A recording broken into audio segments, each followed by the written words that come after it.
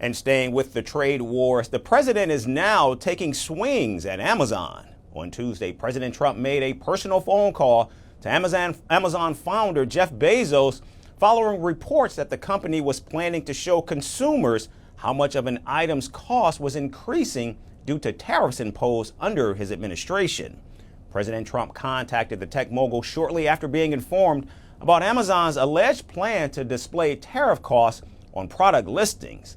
Speaking to reporters, the president called Bezos a good guy and appreciated him for quickly solving the problem. Great. Jeff Bezos was very nice. He was terrific. He solved the problem very quickly, and he did the right thing, and he's a good guy. Now, the feature was reportedly being considered for Amazon Haul, which is a low-cost beta site aimed at competing with platforms like Shein and Temu.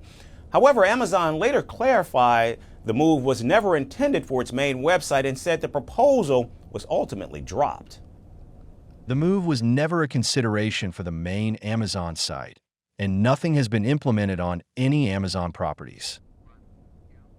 Now, despite the clarification, the White House reacted very strongly. In fact, Press Secretary Caroline Leavitt called the move a quote-unquote hostile and political act, accusing Amazon of trying to shift blame for rising prices onto the administration. She cited a 2021 report about Amazon's alleged ties with a Chinese propaganda arm as a reason for U.S. citizens to buy American and support domestic manufacturing. This is a hostile and political act by Amazon. Why didn't Amazon do this when the Biden administration hiked inflation to the highest level in 40 years?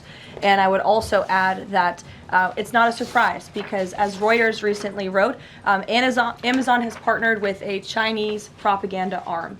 So this is another reason why Americans should buy American. It's another reason why we are onshoring critical supply chains here at home to shore up our own critical supply chain and boost our own manufacturing. Now, Commerce Secretary Howard Lutnick also weighed in, calling Amazon's consideration of the tariff labeling idea nonsense. He argued that a 10% tariff wouldn't significantly impact consumer prices, except in cases where the U.S. doesn't produce the item. It's nonsense. A 10% tariff is not going to change virtually any price. The only price will change would be a product that we don't make here, like a mango. Now, as President Donald Trump marked his 100th day in office, his aggressive tariff strategy continues to reshape trade dynamics. Tariffs of up to 145% have been imposed on Chinese imports, with a 10% minimum duty on goods from nearly all other countries. The administration claims it's close to new trade deals with India, South Korea, and Japan, but ripple effects are already being felt in consumer markets. And so for now, Amazon has backed down. But as more companies explore price transparency, this may only be the beginning of a bigger showdown between businesses and the White House.